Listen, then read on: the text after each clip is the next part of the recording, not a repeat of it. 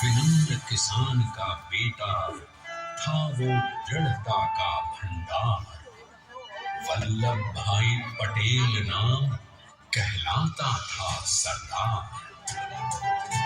कृषक कार्मिक जनगण से था उसको प्यार अपार।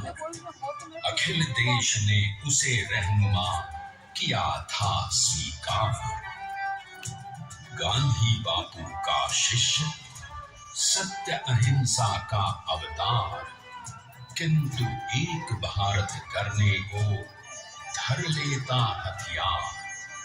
लौह पुरुष संबोधन था वो लोहे की दीवार। तेज पुंज तुम, शक्ति पीठ तुम, बल का सागर अपरंपार। ऋणी देश का नम्र मन तुम स्वीकारो सरकार।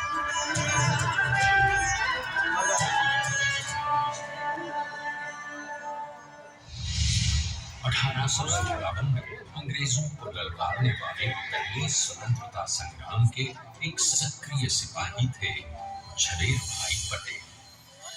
करमसद गांव के इस बहादुर देशभक्त किसान और उनकी पत्नी लाड भाई के 5 बेटों और 1 बेटी में से चौथे पुत्र थे वल्लभ भाई।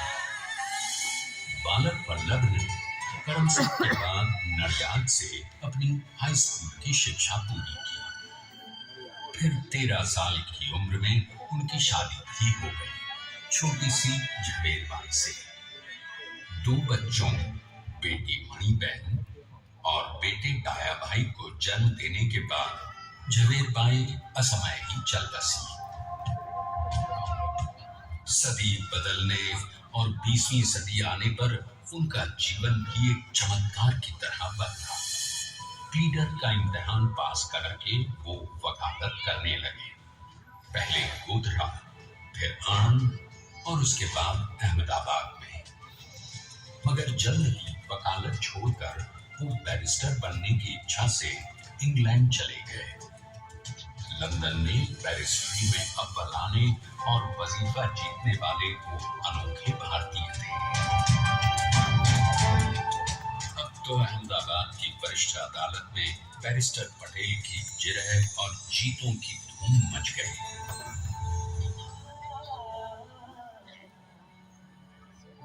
तभी एक युग पुरुष ने वल्लभ भाई के जीवन की धारा ही बदल दी। दक्षिण अफ्रीका में सत्याग्रह के अहिंसक अस्त्र से गोरे शासकों को सबक सिखाकर भारत वापस आए बैरिस्टर मोहनदास करमचंद गांधी से मिलकर वल्लभ भाई ने अपने कुछ वर्षों से सीखे विदेशी व्यवहार और संस्कार हमेशा के लिए त्याग दिए और अब वो अपने खेड़ा के किसानों को हक दिलाने के लिए बापू के साथ आंदोलन में कूद पड़े। अब उनके पैरों में जूते नहीं, गांवों की धूल थी। हृदय में भारत भूमि की शस्य श्यामला धरती। मन में थे गांधी और मस्तिष्क में एक नए स्वतंत्र भारत का सपना।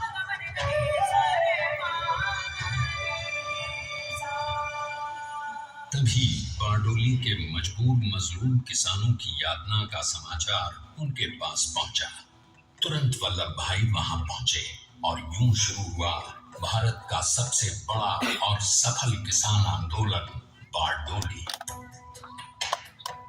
वल्लभ भाई ने बारडोली के 87,000 किसानों को ऐसा अटल अडिग अचल मनोबल दिया कि अंग्रेजी सरकार हिल गई और एक बरस के बाद उनका लगान माफ कर दिया गया। अब तो पूरे देश में लोग वल्लभ भाई के नाम की कस्में खाने लगे। स्वयं महात्मा गांधी ने कहा, अब वल्लभ भाई मेरे शिष्य या साथी नहीं, सारे देश के सरदार हैं और देश को मिल गया एक अनोखा असरदार सरदार।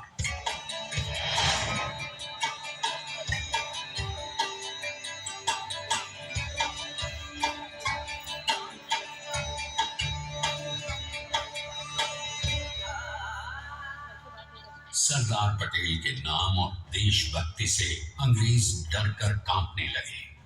1930 के नमक सत्याग्रह और दांडी कूच में वो बापू से भी पहले गिरफ्तार किए गए।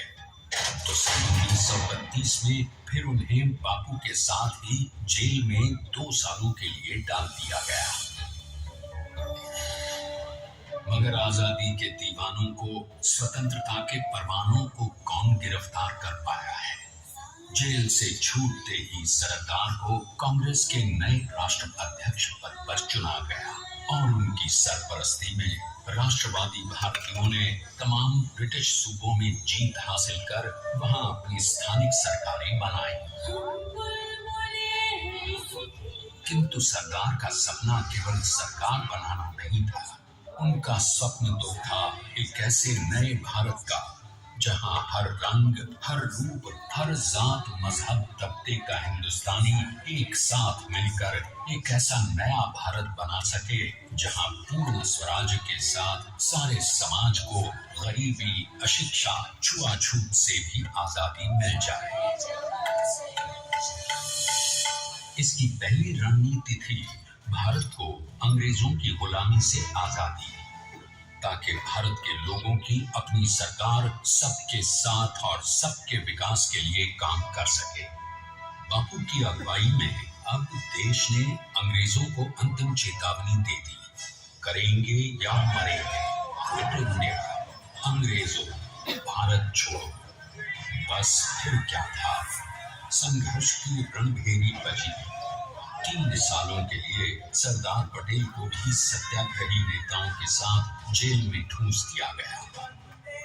2 सालों के बाद अंग्रेजों को बापू के सभी शिष्यों और साथियों को छोड़ना पड़ा।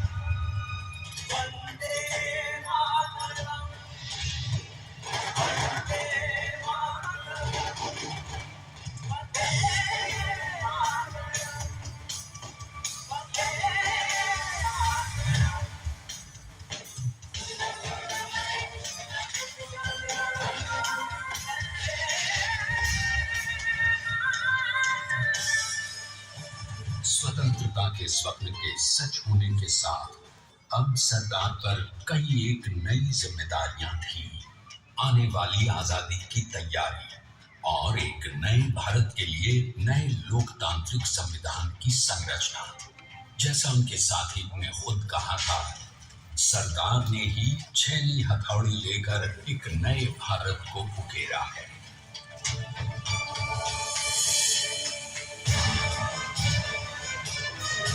स्वाधीनता तो प्राप्त हुई, लेकिन खंडित भारत में भी उठते विभाजनवादी अंधकार को अभी दूर करना था। जब देश के खंड खंड होने का भय उत्पन्न होने लगा, तो सरकार ने निर्भय होकर खुद अपनी केंद्र सरकार और साथियों को भी चुनौती दे डाली और जम्मू कश्मीर को बचाने के लिए सारे देश का आकाश वायुयानों से भर गया।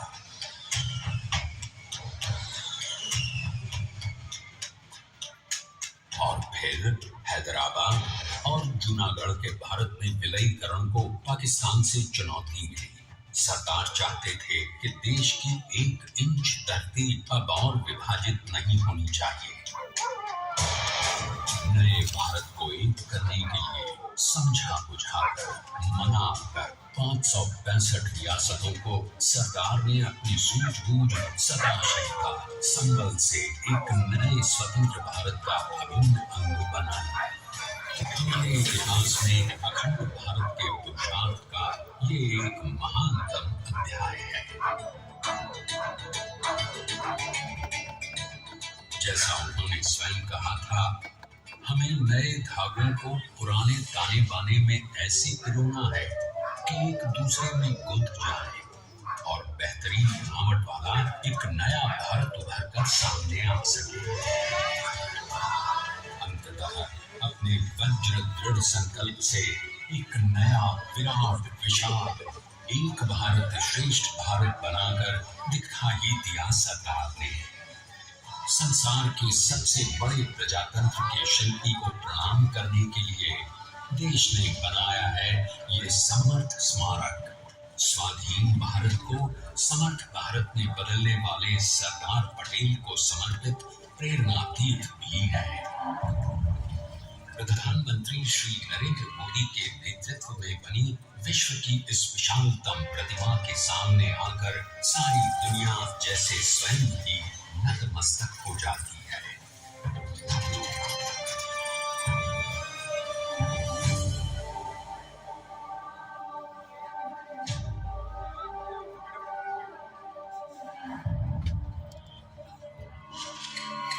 देश को बना गया वो अमित अटल, बना सका उसे न कोई शत्रु दल।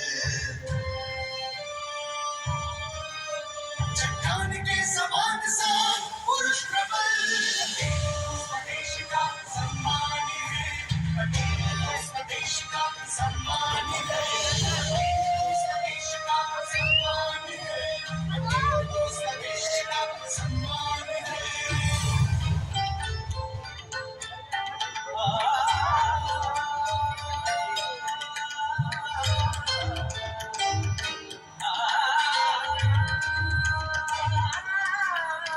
ऊंचाइयां आकाश को छुए,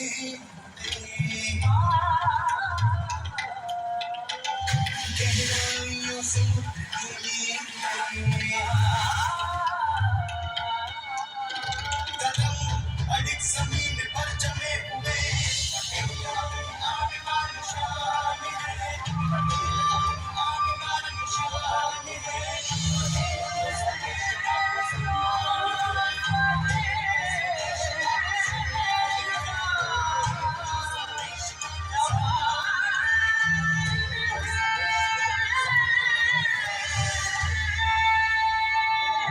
देखते हैं कि अपने लौह पुरुष को श्रद्धांजलि देती 182 मीटर ऊंची विश्व की सबसे विशाल काय प्रतिमा का निर्माण कैसे हुआ।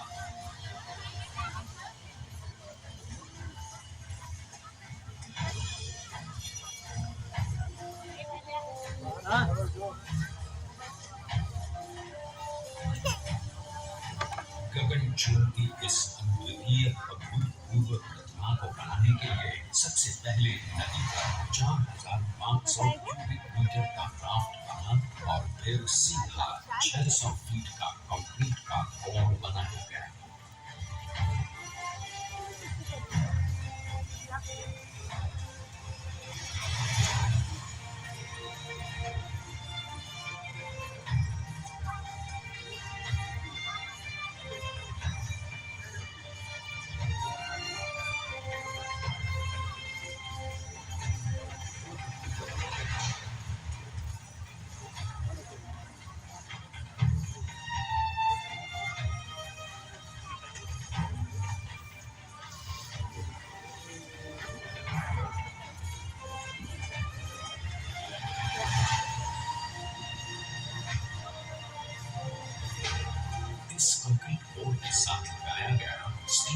framework.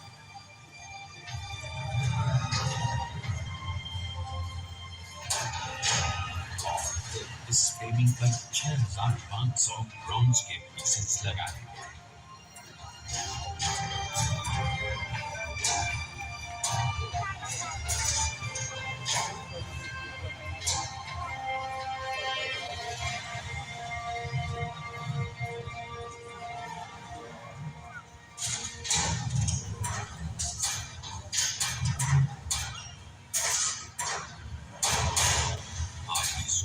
कि 182 मीटर ऊंचे इस भव्य स्मारक के निर्माण में कितना सामान और मेहनत लगी है।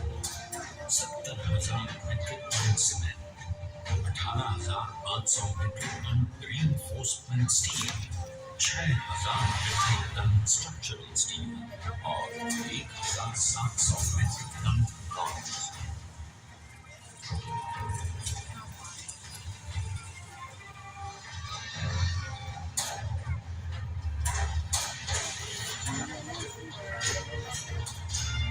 स्टैच्यू ऑफ यूनिटी आज एक ग्लोबल आइकॉन है और इसे मुमकिन बनाने में एक सेकंड भी ब्रेक लिए बिना देश भर की टीम्स ने 24/7 काम किया। 250 से ज्यादा इंजीनियर्स, 4,500 से ज्यादा स्किल फोर्स और कई लाख मानव थे। हम गर्व से कह सकते हैं कि कुल मिलाकर स्टैच्यू ऑफ यूनिटी के निर्माण में 95% माल सामान, मजदूर, इंजीनियर्स और एक्सपर्ट्स थे भारतीय। जानते हैं कि 182 मीटर ऊंची इस भव्य प्रतिमा को बनाने में कितना समय लगा? डिजाइन के लिए 12 महीने और निर्माण के लिए 34 महीने, यानी कुल मिलाकर केवल 46 महीने।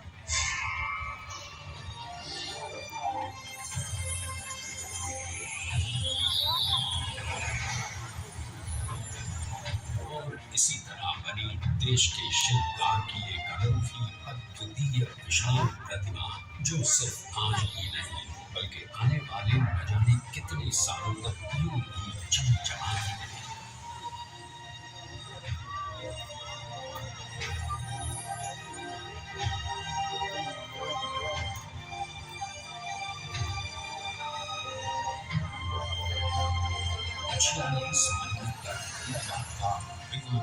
एकजुट होकर न जाने कितनों ने परिश्रम किया और उनका साथ दिया भारत की 125 करोड़ जनता। और तभी मुमकिन हो पाया एक ऐतिहासिक निर्माण जो आज कहलाता है भारत की नई पहचान। स्टैच्यू ऑफ यूनिटी, विश्व की सबसे ऊंची प्रतिमा। जय सरदार ने अपनी गंभीरता, शालीनता और दूरदर्शिता से भारत को संगठित करने के असंभव कार्य को संभव कर दिखाया। आइए आज हम सब उन्हीं की महिमा में विश्व के सामने एक उदाहरण रखें, क्योंकि ये ही भारत को श्रेष्ठता के मार्ग पर ले जाएगा।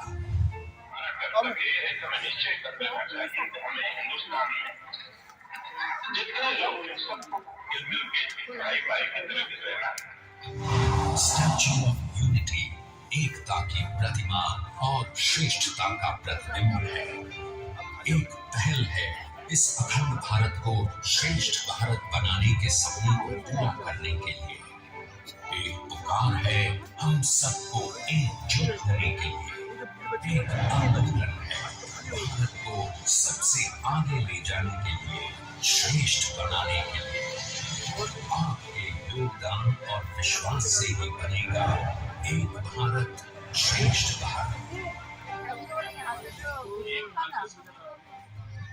एकता का संदेश है कि भाषा ने भाव एक, राज्य अनेक, राष्ट्र एक, पंथ अनेक, लक्ष्य एक, बोली अनेक, स्वर एक, रंग अनेक, तिरंगा एक, समाज अनेक, भारत एक, रिवाज अनेक,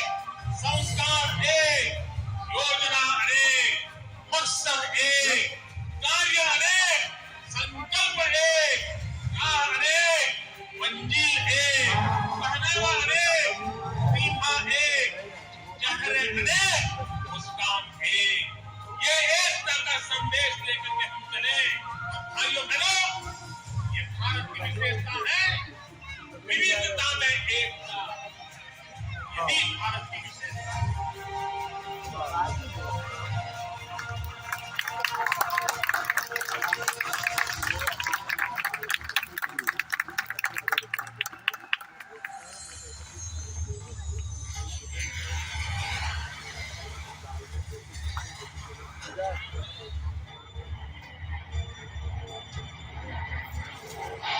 Please stand up for the national anthem.